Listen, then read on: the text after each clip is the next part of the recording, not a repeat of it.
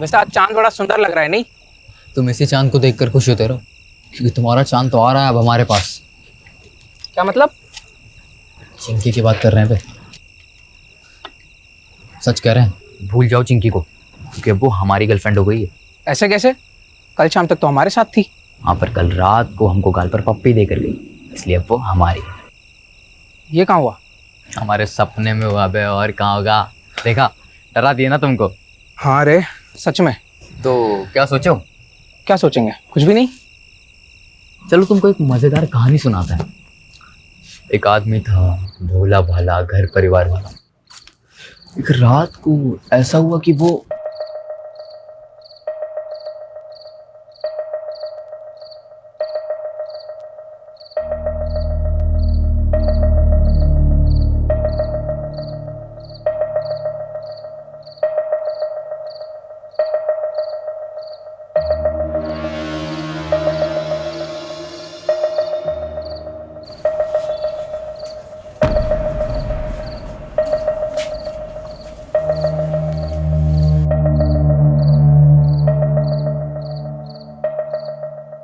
शमीम, ये इतनी रात को कहाँ जा रहे हैं? तुम सो जाओ ज़ेबा, जल्दी ही आ जाऊंगा। और इस थैले में क्या है? पानी की बोतल है, और क्या है। ज्यादा सवाल मत करो ज़ेबा, जल्दी ही आ जाऊंगा, तुम चुपचाप सो जाओ।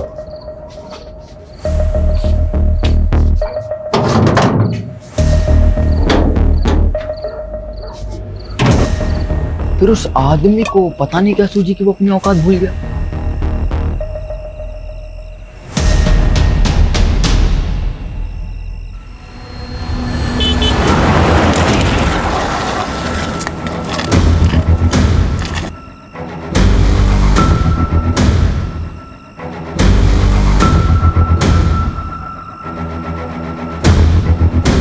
फिर क्या हुआ?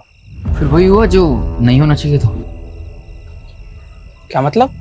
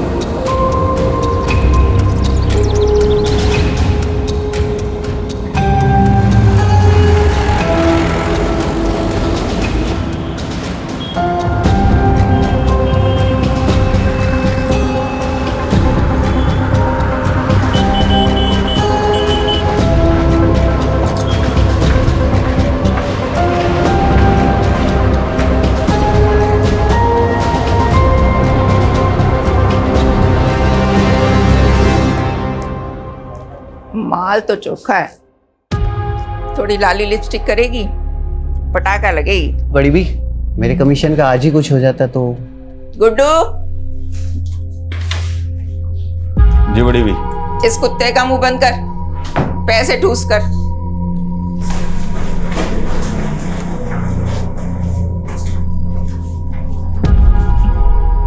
आज से ही काम शुरू करना है, तब तक यहीं रहना होगा, समझी? मुंह में जबान नहीं है क्या? भूख लगी है? खाना नहीं खाएगी तो रात भर कैसे टिकेगी? मैं खाना भिजवाती हूँ तुम्हारे लिए।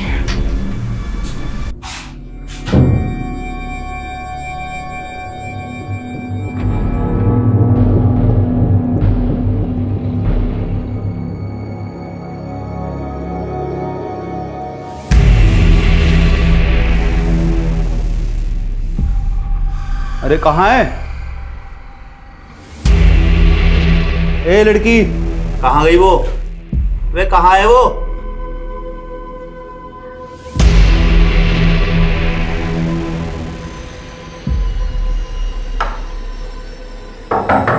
लड़की, ए लड़की, चल बड़ी भी, एकदम चुप। क्या हो गया? चल अंदर चल। कौन है तू? अब तेरा बड़े घर जाने का टाइम आ गया। यादव, शिलादा सेफ है, जल्दी से आ जाओ। अरे मैडम जी, हम तो सोशल वर्कर हैं, गरीब बच्चियों को काम दिलाते हैं। आपको कोई गलतफहमी हुई है। तेरा पूरा काला चिट्ठा है हमारे पास। इन दोनों को लेके जाओ और तब तक तोड़ो जब तक लाठी और हड्डी में से एक टूट ना जाए। चलो लेके जाओ। चल चल चल निकल चल चल सारे।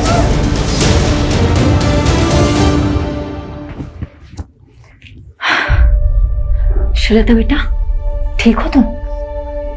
कुछ नहीं होगा तुम्हें, ओके? तुम सेफ हो। जल्दी से अपने मम्मी पापा के पास पहुंच जाओगी। डोमेस्टिक हेल्प सर्विस एजेंसी के नाम पर झारखंड, बिहार और नॉर्थ ईस्ट की लड़कियों को लाया जाता था और उन्हें डराकर, नशे की आदत डालकर प्रोस्टिट्यूशन में ढकेला जाता था। कौआ से वे अंडे, कोयला के लेवे। तू जलेबी ना तल चौधरी, सीधा बोल। बोलना क्या है सर जी, आप खुद ही समझदार हो। देखिए, मैंने अकेले ने कुछ भी नहीं किया है, ये एक टीम वर्क था। इस ऑपरेशन की सक्सेस के पीछे सबसे बड़ा हाथ सब इंस्पेक्टर अजय यादव का है।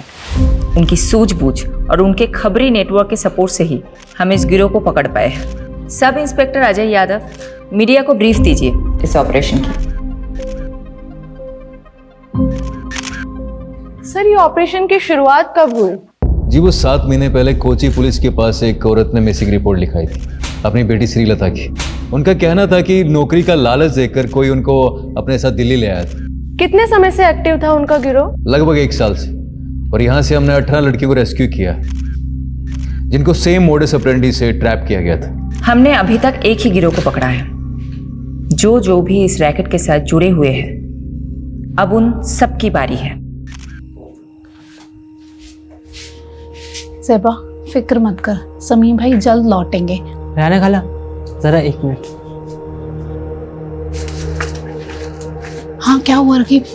क्या बोलूं खाला, अब्बू के जाने से अम्मी का हाल बुरा, ऊपर से पैसों की किल्लत, 2 वक्त का खाना और दूध के भी पैसे नहीं। क्या करूं, किससे मदद मांगूं, कुछ समझ में नहीं आ रहा है। ये ले 1000 रुपये रख, और जरूरत पड़े तो मांग लेना। शुक्रिया खाला।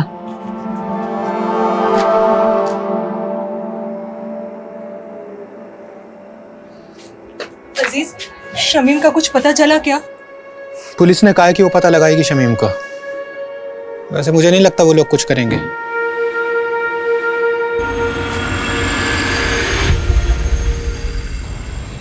पाव चम्मच हल्दी, 1 कप गाढ़ा दही।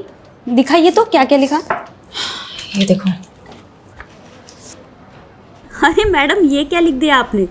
मैंने 1 चम्मच लाल मिर्च और पाव चम्मच हल्दी बोला था, सब उल्टा लिख दिया आपने। अच्छा हुआ तुमने देख लिया, वरना पता नहीं मैं क्या कर रही हूँ।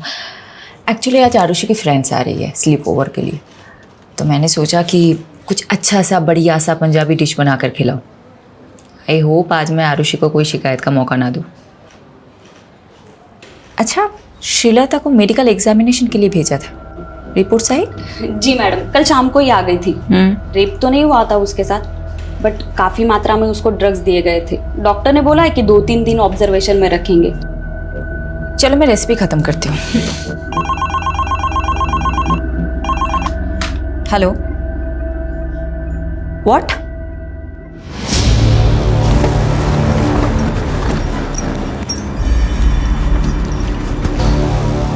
जय हिंद मैम।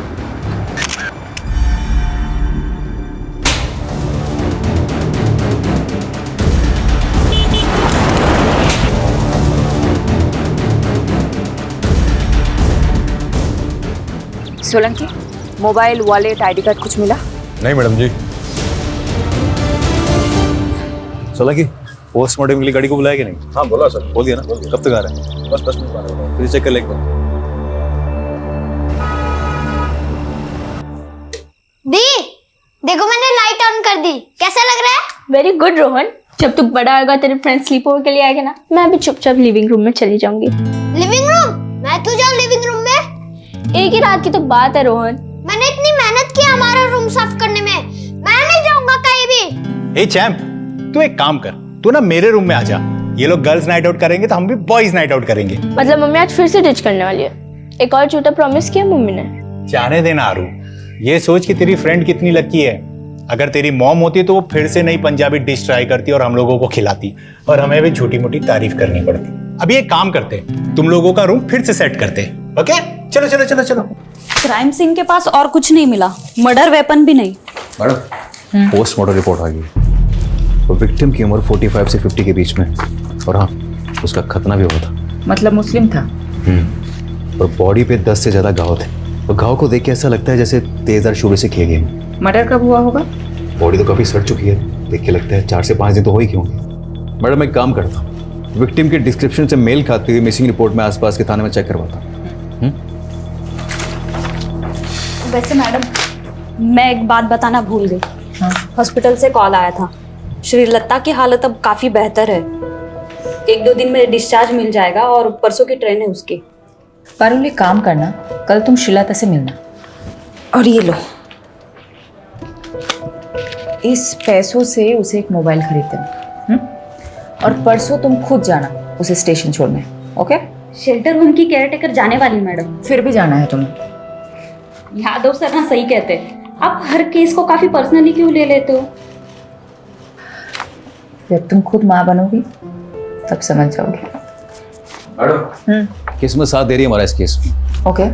विक्टिम की डिस्क्रिप्शन से मेल खाती हुई मिसिंग रिपोर्ट हमें मिल गई। डिटेल्स बताना। डिटेल्स मैम, 6 दिन पहले नॉर्थ दिल्ली के निर्मल नगर थाने में शमीम खान नाम के एक आदमी की मिसिंग रिपोर्ट लिखाई गई थी। उम्र 45 साल, बीवी और बच्चे के साथ रहता था। बीवी और बच्चे का नाम क्या है? बीवी का नाम ज़ेबा है और बच्चे का नाम रकीब।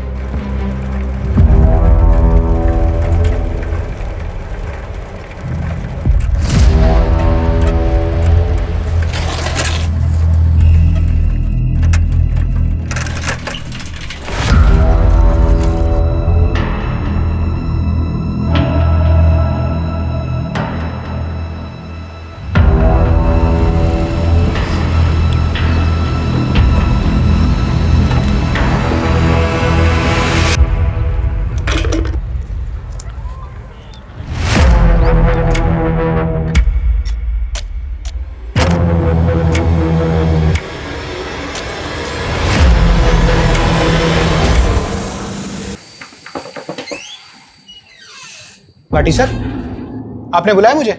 इधर आ, ये देख जरा। क्या हुआ सर?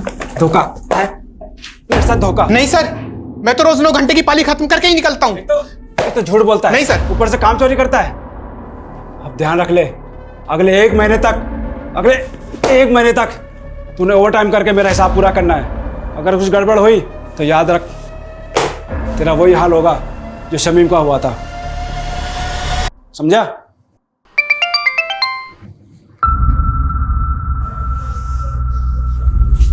ये क्या है?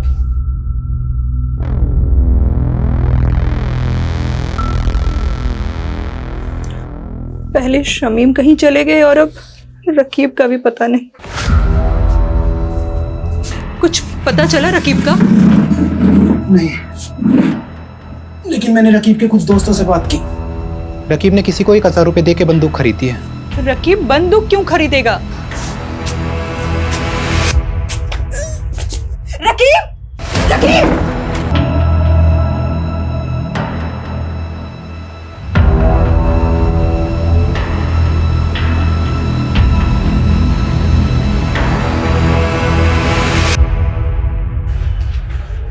खोलो।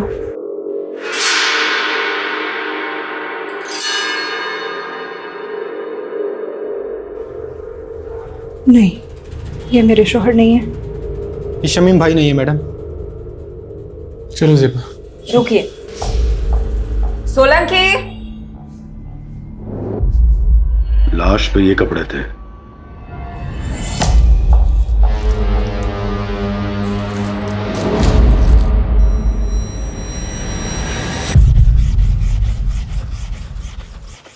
अरे अब्बू, शर्ट को इतना भी मत घिसो कि चीख पड़े। शर्ट चीखेगी नहीं बेटा, चमक उठेगी। ये देख, तेरे बाप के हाथों का कमाल। एक शर्ट पूरे 5 साल चलाता हूँ, समझा? और मेरे इसी बचत के पैसों से तू हर 5 महीने में नई शर्ट खरीद पाता है।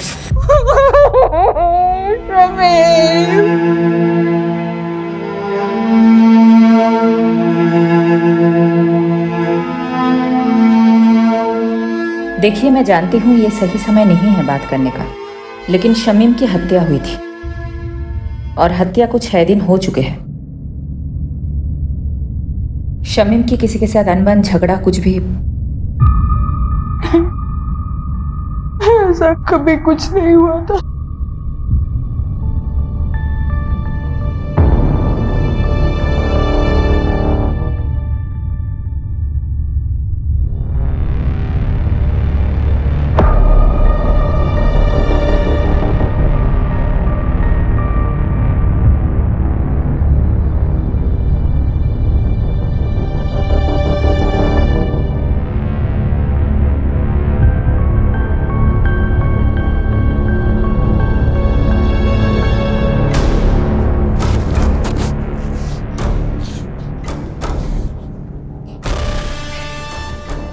साहब वो बड़े साहब से मिलना था। नाम क्या है तुम्हारा? बाबू। बाबू पक्का यही था वो? कितनी बार बताया साहब, 100% यही था। 2 आदमियों ने इसे पीछे से पकड़ रखा था और एक आदमी इसको चाकू मार रहा था। हमारे पास इतने दिन बाद क्यों आए? मैडम जी, दिल्ली में नया हूँ और किसी को जानता भी नहीं, और फिर पुलिस स्टेशन में आने से हर कोई डरता भी तो है। तो फिर बाबू अचानक तेरी अंतरात्मा कैसे जागे? हाँ साहब, पेपर में पढ़ा कि इसका कातिल अभी तक नहीं मिला, तो मुझे ख्याल आया कि वो किसी का पति, किसी का भाई होगा शमीम, और उसे इंसाफ तो मिलना चाहिए ना। और मैम, मुझे किसी लफड़े में नहीं फंसना।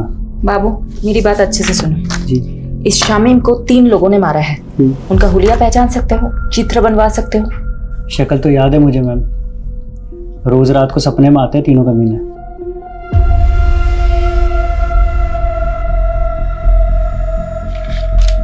हाँ साहब, वो बहू यही तीनों थे। दीजिए यादव, सभी पुलिस स्टेशन में तीनों के स्केचेस भी, एक भी मिल गया तो बाकी 2 अपने आप हाथ लग जाएंगे। मैं ये स्केचेस शमीम की फैमिली को दिखाती हूँ।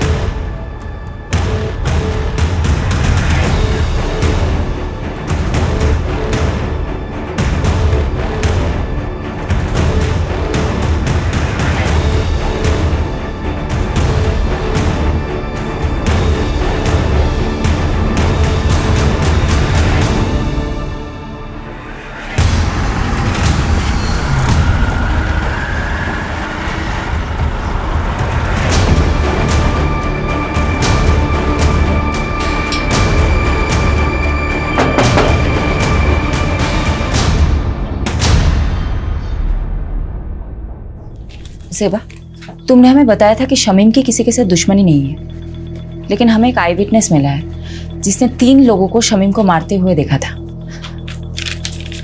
तीनों कुछ ऐसे दिखते हैं। मैंने इन्हें पहले कभी नहीं देखा।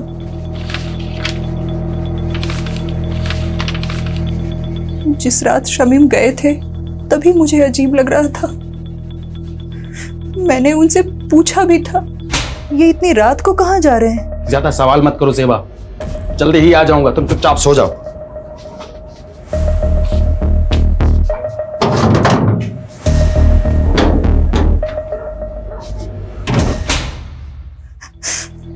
बस थैली लिए और चले गए। मैडम, ये बात मिसिंग रिपोर्ट में नहीं थी और ना ही कोई ऐसा बैग मिला क्राइम सीन पे। क्या था उस थैली में? शमीम ने बोला कि पानी की बोतल है, पर हाँ, जिस दिन से वो गए हैं मेरे घर से एक छुरा गायब है। सेबा, तुम्हें कुछ भी याद है हमें बताना, ओके? जी। राकीब, तुम हमें कुछ बताना चाहते हो? ये चोटें कैसे लगी है तुम्हें? वो कल रात मेरे दोस्त करीम से लड़ाई हो गई मेरी। शमीम घर से छुरा लेके निकला था, कहीं ऐसा तो नहीं शिकारी खुद ही किसी का शिकार हो गया? हो सकता है मैडम। वैसे राकीब का घाव देखकर मुझे तो लगा कि वो जरूर कुछ ना कुछ जानता होगा। शक्ति से पूछे क्या? नहीं नहीं, माइनर है, कोई और तरीका आजमाना होगा। यादव कहाँ है? बोल तो रहे थे कि यही आएंगे, पूछती हूँ। काट दिया, कोई और एंगल टटोल रहा होगा। यही तो करता है वो। ये क्या है? शमीन खान आपकी फैक्ट्री का वर्कर था। इन तीनों में से किसी एक ने उसको मारा हो सकता है। तो इन तीनों में से आपकी फैक्ट्री का कोई था, आप जानते होंगे? 150 वर्कर है मेरी फैक्ट्री में। सबकी शक्ल ना मुझे याद रहती है ना मुझे याद रखनी है। कहीं ऐसा तो नहीं आपने इन तीनों लोगों को शमीम खान को मारने की सुपारी दी थी? मैंने तो ऐसा भी सुना है कि आप अपने फैक्ट्रीज के वर्कर्स को मारते भी हैं। ए इंस्पेक्टर, ज्यादा मत उड़, तू जानता नहीं मैं कौन हूं। पुलिस वाले को तो हो सकता है। बहुत आकड़ है ना तेरे में, आज सब निकालता हूं। चल चल।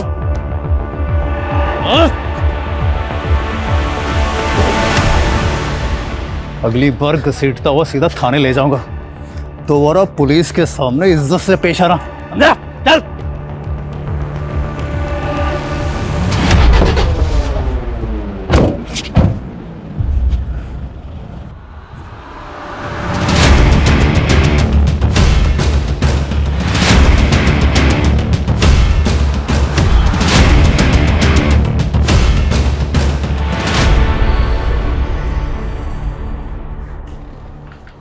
श्रीलता की रात की ट्रेन है ना? जी मैडम, कल रात तक अपने गांव पहुंच जाएगी। यादव सर का फोन है। स्पीकर पे रखें। हेलो सर, कहाँ हो आप? शमीम जिस फैक्ट्री में काम करता था वहीं गया था पूछताछ करने के लिए। पर पारुल एक काम करना, अभी मैडम को मैं बता रहा हूँ। यादव फोन स्पीकर पे है। सॉरी मैडम, वो मैं पूरी इन्वेस्टिगेशन होने के बाद आपको बताना चाहता था। क्या बोलूं तुमको? Okay.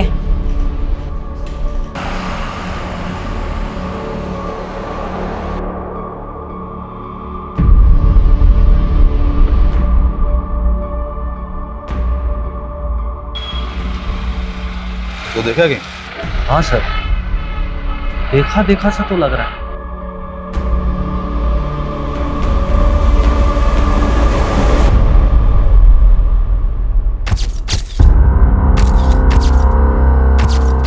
Meenakshi, I'm gonna miss you. उम्र 55 की, लेकिन दिल बचपन का है तुम्हारा। 2 दिन के लिए तो जा रहे हो, महीनों के लिए नहीं। हाँ, लेकिन शादी के इतने सालों में भी 2 दिन भी मैं तुमसे दूर कहाँ रहा हूँ कभी। डॉक्टर हर्षवर्धन, मैं तो रेडी थी सूरत जाने के लिए, तुम ही ने तो मना किया ना। अब 2 दिन के लिए तुम मेडिकल कॉन्फ्रेंस में जाके क्या करती? नेक्स्ट मंथ मॉरिशस में एक मेडिकल सेमिनार है, उसमें चलेंगे ना साथ? ठीक है, चल बाय।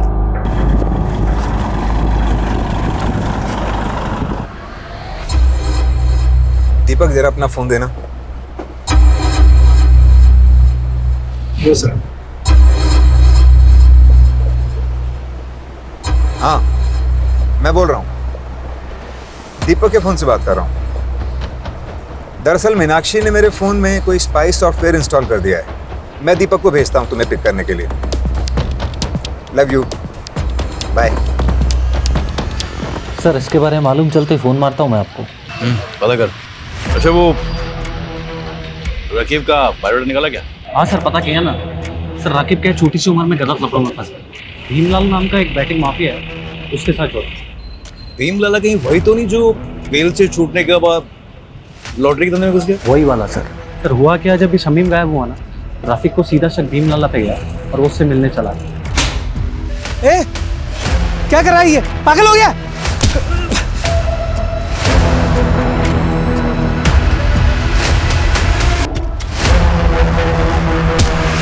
सर मारने गया था, मार खा के आ गया। सब मेरी गलती, मेरी वजह से अब्बू की जान गई। मुझे ऑनलाइन गेम की लत लग गई थी, जिसमें आप बहुत सारे पैसे कमा सकते हो। भीमलाल अपना मोबाइल और पैसे देता था मुझे गेम खेलने के लिए। ज़्यादा पैसे कमाने की लालच में 2 लाख रुपए कर्ज हो गए मुझ पर। भीम लाला पैसों की वसूली के लिए हमारे पीछे पड़ गया था। उस दौरान अब्बू अजीज अंकल के साथ बिजनेस शुरू करने का प्लान बना रहे थे। अजीज अंकल के दिए हुए 60,000 रुपये मैंने चुरा लिए और भीमलाला को दे दिए। बस बाकी के 1,40,000 कब देगा? वही ब्याज के साथ? दे दूंगा, जल्दी दे दूंगा। लेकिन अब्बू को पता चल गया कि वो पैसे मैंने लिए। बता क्या किया तूने पैसे?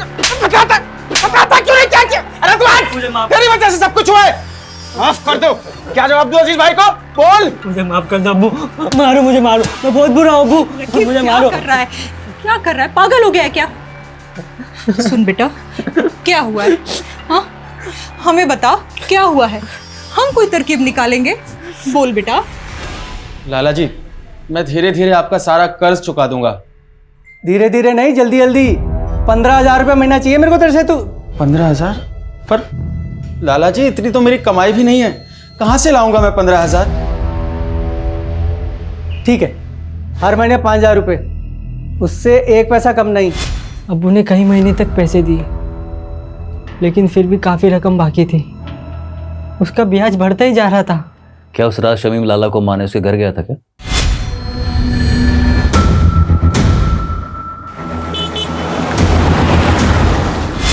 ताकि उसका कर्ज ना चुकाना पड़े? लगता तो ऐसे ही है मुझे, इसलिए मैं लाला से अब्बू की मौत का बदला लेना चाहता था। यादव, यादव, बस करो। कितना मारोगे? मर जाएगा ये। देखो लाला, ये बहुत जिद्दी है, इसलिए तुम्हारे लिए यही अच्छा होगा कि तुम सब सच बता दो, नहीं तो ये तुम्हें मारता ही रहेगा। मैंने नहीं मारा शमीम को, आप खुद ही सोचो। सोने का अंडा देने वाली मुर्गी थी वो, मैं उसे क्यों मारूंगा भला? क्योंकि शमीम तुम्हें मारने आया था, इसलिए तुमने अपने उन 3 साथियों के जरिए उसे मरवा दिया। मैडम, ये देखो। मैं इन तीनों को नहीं जानता। लगता है जैसे इसे मारने का शौक है, तुम्हें मार खाने का शौक है। ठीक है, करते रहो अपने अपने शौक पूरे। चलो चालू हो जाओ। बता, लट दे मेरा। बता, बता। I will call you back. Deepak. जी मैम। साहब को छोड़ा है एयरपोर्ट? जी मैम, छोड़िए। रास्ते में कहीं रुके थे? नहीं तो मैडम, घर से सीधा क्लिनिक और फिर क्लिनिक से शाम को एयरपोर्ट। तो गाड़ी रोहिणी में क्या कर रही थी दोपहर को? कार का जीपीएस मेरे फोन से कनेक्टेड है, झूठ मत बोलना। क्या साहब की माशूका रोहिणी में रहती है? ये सब आप मुझसे मत पूछिए, मैं आपको इस बारे में कुछ नहीं बता सकता, प्लीज। दीपक, दीपक।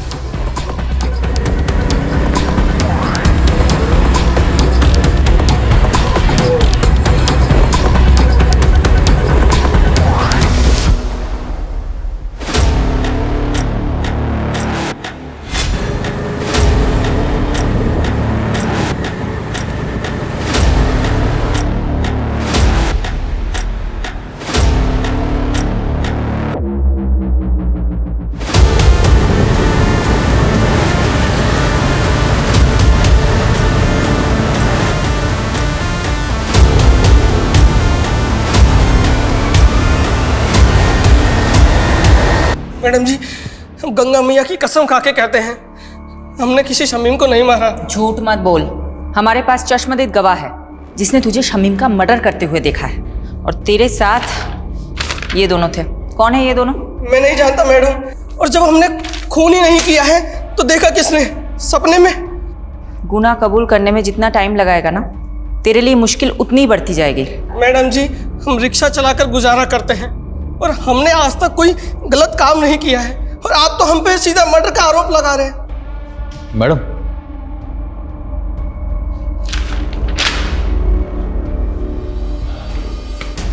बोलो। हाँ, जीतू के बारे में पता किया मैंने, उसकी मौले से।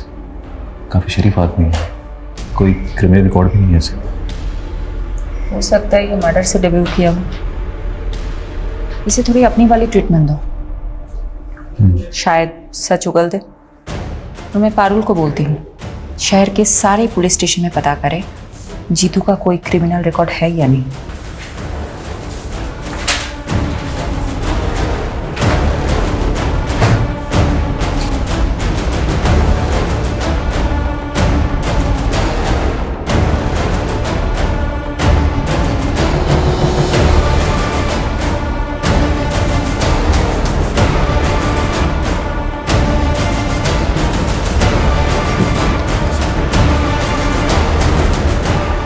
सर, यही है वो विभूति प्रसाद। अरे कुछ नहीं किया तूने, वैसे घुमाने लेके जा रहे हैं। मैंने क्या किया साहब? लेके डाल इसको। मुझे कहाँ लेके जा रहे हो? लेके चल इसको। जैसी करनी वैसी भरनी।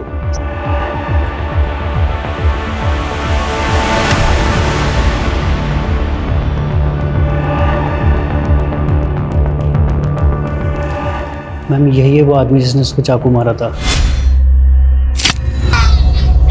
और मैम इस वाले आदमी ने उसको पीछे से पकड़ा हुआ था।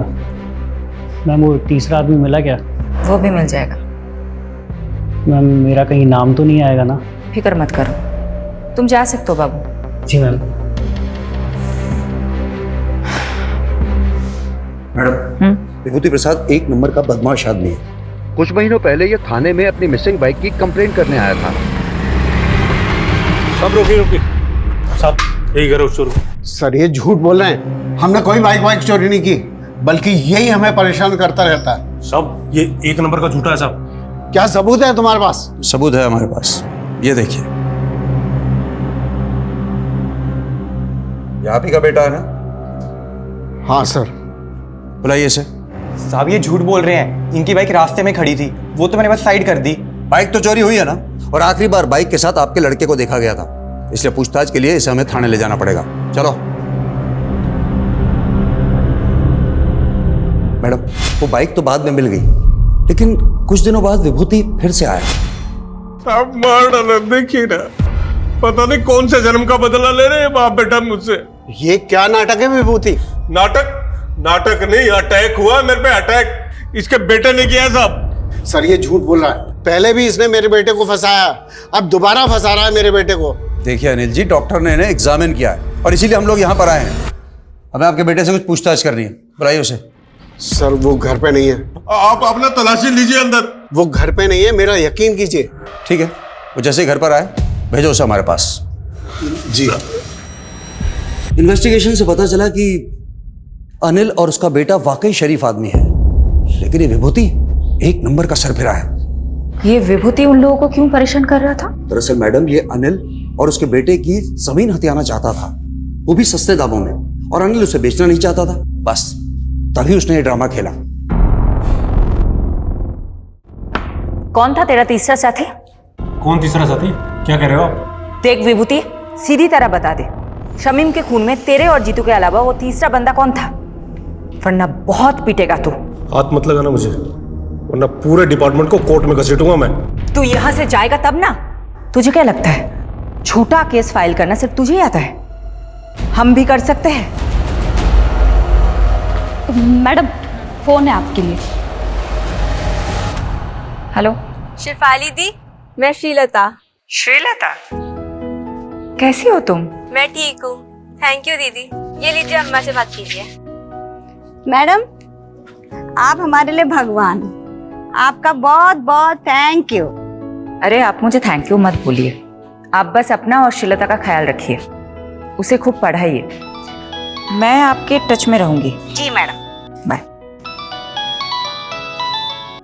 हाँ यादव बोलो। मैडम स्केच वाले तीसरे बंदे का पता चल गया, मैं घसीटते हुए उसे थाने लेकर आता हूँ, आप वेट कीजिए। बस यही है सर। ठीक है, यही वाला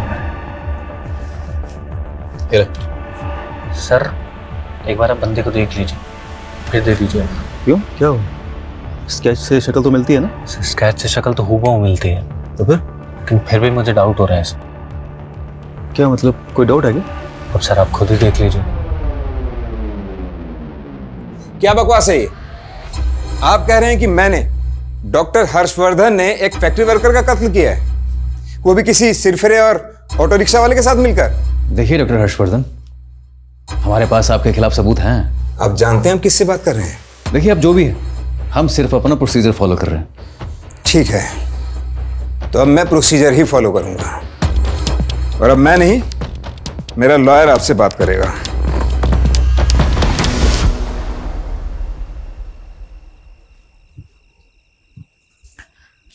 ये लो। हाँ हाँ, सब हंस रहे हैं मुझ पर, तुम भी हंस लो। सॉरी शिफाली, लेकिन ये तुम्हारा यादव है ना, जोश में होश को बैठता है। गलती सबसे होती है, इट्स ओके। ये गलती नहीं, ब्लंडर था। सीमोन किसी आई विटनेस ने बोल दिया और तुम लोग शहर के नामी डॉक्टर हर्षवर्धन को अरेस्ट करने के लिए निकल पड़े। क्या फायदा हुआ? 5 मिनट में उसका वकील उसकी बेल करा के चला गया। तुम वकील लोग ना कभी पुलिस की प्रॉब्लम नहीं समझोगे। तुम लोगों को मजा आता है कानून के लूप होल्स को निकाल के मुजरिम को बचाने में। तो अब तुमने ये डिसाइड कर लिया कि डॉक्टर हर्षवर्धन मुजरिम है? नहीं, मैं एक जेनरिक बात कर रही थी। देखो, डॉक्टर हर्षवर्धन को हमने पूछताछ के लिए बुलाया, उसका एक बेस था, एक आई विटनेस है जिसने सस्पेक्ट का स्केच बनवाया है। वो हुलिया बिल्कुल मैच करता है डॉक्टर हर्षवर्धन से। इस ब्लाइंड केस में ये एक ही तो स्ट्रॉन्ग पॉइंट है हमारे पास। एक सेकंड, अब मुझे समझ में आ रहा है, अब मुझे एक्चुअल में समझ में आ रहा है क्यों हम गोल गोल घूम रहे थे इस केस में। Thank you for your help. Sorry madam, मेरी वजह से आपको कमिश्नर सर से बात सुननी पड़ी। यादव, ये सब कुछ छोड़ो। पारुल, मुझे इतना बताओ, विभूति प्रसाद, ऑटो ड्राइवर जीतू और डॉक्टर हर्षवर्धन, इन तीनों के कॉल रिकॉर्ड्स चेक किए? जी मैडम, शक करने वाली कोई बात नहीं मिली। इन तीनों के बीच में कोई कम्युनिकेशन? पिछले 1 साल के कॉल रिकॉर्ड्स में तो इन लोगों की आपस में कोई बात नहीं, और ना ही इन तीनों में से किसी का फोन लोकेशन क्राइम सीन के पास मिला। नाउ थिंक, तीनों अलग अलग एरिया के लोग हैं। इन तीनों का आपस में या शमीम के साथ दूर दूर तक कोई कनेक्शन नहीं मिला। इन तीनों को शमीम से जोड़ने वाला एक ही इंसान है, बाबू। और एक खास बात, ये आई विटनेस बाबू खुद चलकर हमारे पास आया था, राइट?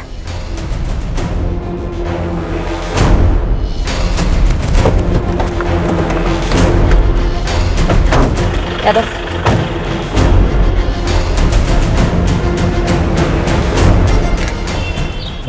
आसपास पता करो बाबू कहाँ है।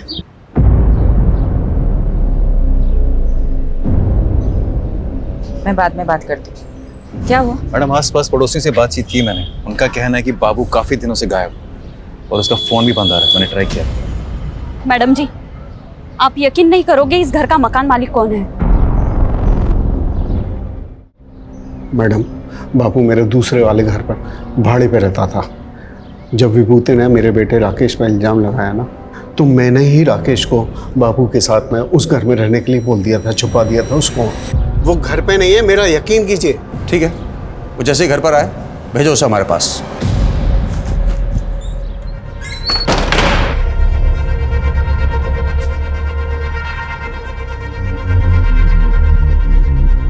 हाँ राकेश, तुम जहाँ हो वहीं रहना, तुम अभी घर मत आना। फिर मैडम, राकेश ने बाबू को विभूति के बारे में सब कुछ बता दिया कि वो कैसे हमको तंग करता था। बाबू ने हमको कहा कि वो हमारी मदद करेगा, और बाबू ने झूठी गवाही दी ताकि विभूति पर खून का इल्जाम लग जाए और आप उसे सबक सिखा सके, राइट? जी हाँ मैडम, लेकिन मैडम आप नहीं जानती कि विभूति ने हमको किस कदर तंग करके रखा हुआ था। अच्छा, ये बात बताओ, बाबू ने फोकट में मदद की तुम्हारी? जी मैडम। ये बाबू कहाँ है? मैडम पता नहीं, 3-4 दिन से घर बंद करके कहीं गायब हो गया मैडम।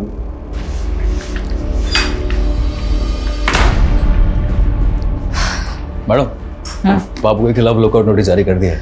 एक बात मेरी समझ में नहीं आ रही, ये बाबू अनिल की मदद करने के लिए मर्डर केस में झूठा बयान देने जितना बड़ा रिस्क क्यों लेगा? मैडम, हो सकता है बाबू शमीम के मर्डर में इन्वॉल्व हो और खुद गवाही देकर अपने शक की पॉसिबिलिटी खत्म करना चाहता हो। पॉसिबिलिटी है। तो बाबू और शमीम का क्या कनेक्शन है? ढूंढते हैं, कुछ तो निकलेगा। मैडम जी, बाबू के पुराने रिकॉर्ड्स चेक कर रही थी। आज से ठीक 5 महीने पहले तक वो फरीदपुर सिकंदराबाद में रहता था। शायद वहां से कुछ इन्फॉर्मेशन मिले।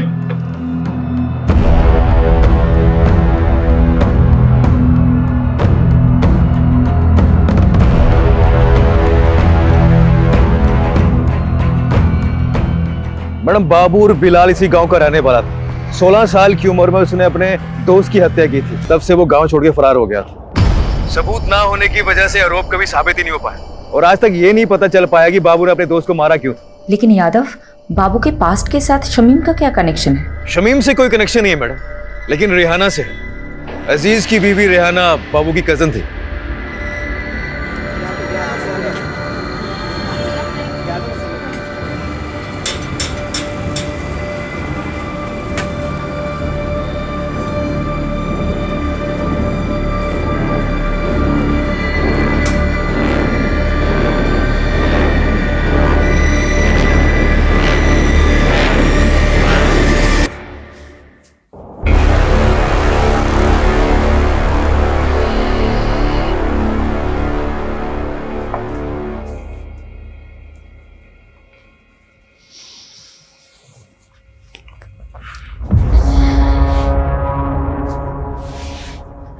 बस ज़ेबा, कब तक ऐसे चलेगा? मैं तुम्हें अपना बनाना चाहता हूँ, तुमसे निकाह करना चाहता हूँ। अजीज, हमारे बीच जो कुछ भी हुआ वो गलत था, जिसकी सजा भुगत रही हूं मैं। शमीम की रूह को मैं और तकलीफ नहीं देना चाहती। ऐसा मत करो ज़ेबा, मैंने सब कुछ तुम्हारे लिए किया है।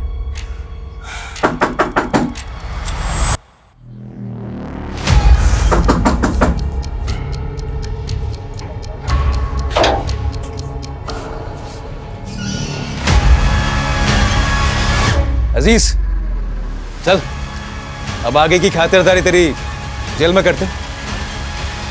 मैं हमेशा से ज़ेबा को पसंद करता था। जब भीम लाला ने शमीम से पैसे हटने शुरू किए तो शमीम काफ़ी चिड़चिड़ा रहने लगा था। वो बात बात पर गुस्सा करता था। मुझे उसकी फिक्र होने लगी तो मैंने एक रोज़ ज़ेबा से बात करने का सोचा। अजीज, मेरी मुश्किलें तो ख़त्म होने का नाम ही नहीं ले रही हैं। रकीब की नादानी ने सब बर्बाद कर दिया। शमीम दिन रात काम करते हैं।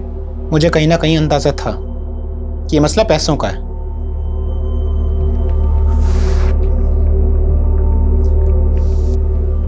ये रखो, रखो इसको। और हाँ, ना ये कर्ज है ना एहसान। हम धीरे धीरे नजदीक आ रहे थे। ज़ेबा भी मुझे पसंद करने लगी थी। लेकिन एक दिन शमीम को सब पता चल गया। ज़ेबा, ज़ेबा, दरवाजा खोल, दरवाजा खोल ज़ेबा। अजीज, शमीम, मुझे माफ कर दीजिए, मैं आपके हाथ जोड़ती हूँ। गलती हो गई शमीम, माफ कर दीजिए, हमसे बहुत बड़ी गलती हो गई, माफ कर दीजिए शमीम। उस दिन के बाद से सब खत्म हो गया था। ज़ेबा ने मुझसे मिलना छोड़ दिया था, लेकिन मेरे जहन में दिन रात सोते जागते सिर्फ ज़ेबा का ही ख्याल था। तो ज़ेबा को पाने के लिए शमीम को रास्ते से हटाने का प्लान बनाया तुमने? हाँ, बाबू मेरी बीवी रेहाना के गांव का रहने वाला था। गांव में उस पर एक हाफ मर्डर का केस भी चल रहा था। मैंने उससे मदद मांगी। वो 2 लाख रुपए के बदले शमीम का काम तमाम करने को तैयार हो गया। रेहाना जानती थी इसके बारे में? नहीं, सारा प्लान मेरा और बाबू का था। प्लान के मुताबिक मैं एक दिन शमीम से मिलने गया।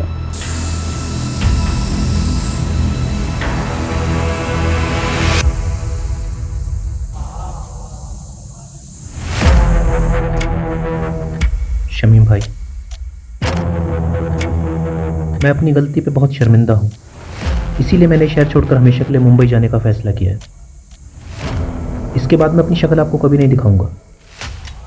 बस जाने से पहले दिल खोल कर आपसे बात करना चाहता था। क्या आप मुझसे मिलने आएंगे एक बार? जरूर आऊंगा जी। मेरी तरह शमीम के मन में भी साजिश पनप रही थी। उसने जो देखा था वो भूल नहीं पा रहा था। वो भी मेरी जान का प्यासा था।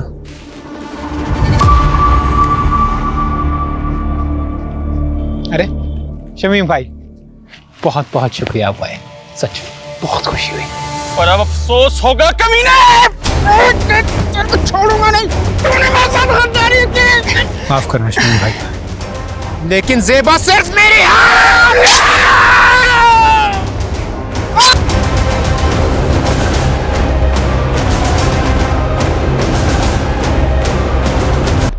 हम जानते थे कि एक न एक दिन आप हम तक जरूर पहुंचोगे, इसीलिए बाबू ने आई विटनेस बनने का प्लान बनाया ताकि आपको भटका सकें। बाबू ने विभूति प्रसाद, जीतू और डॉक्टर हर्षवर्धन का नाम क्यों लिया था? ऐसा कुछ सोचा नहीं था। बाबू के दिमाग में जो हुलिया आया वो बयां करता चला गया।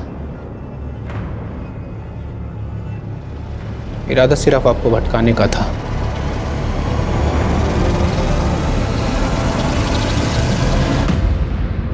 वाह मॉम, खाना बहुत अच्छा बना है। थैंक यू बेटा। यशी बेटा, अब तो कुछ खा ही नहीं रही हो, ऐसे नहीं चलेगा। ये मैंने स्पेशली तुम्हारे लिए बना, खा लो। ये लो, थोड़ा खा लो। मुझे तो लगा था हमारी शायद फ्लॉप होने वाली है, ये तो हिट हो गई।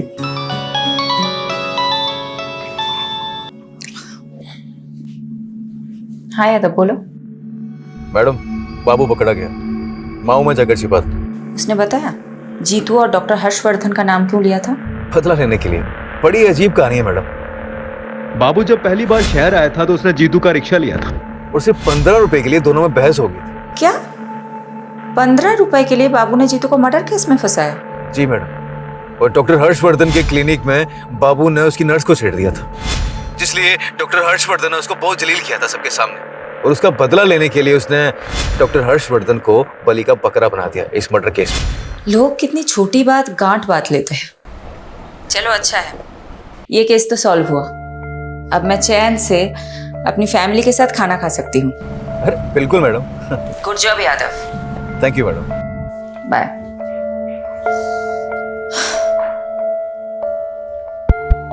अच्छा सुनो, तुम सब कौन सी मूवी देखोगे, एक्शन या कॉमेडी? Action movie. चलो चलो, खाना खत्म करते हैं, आ जाओ।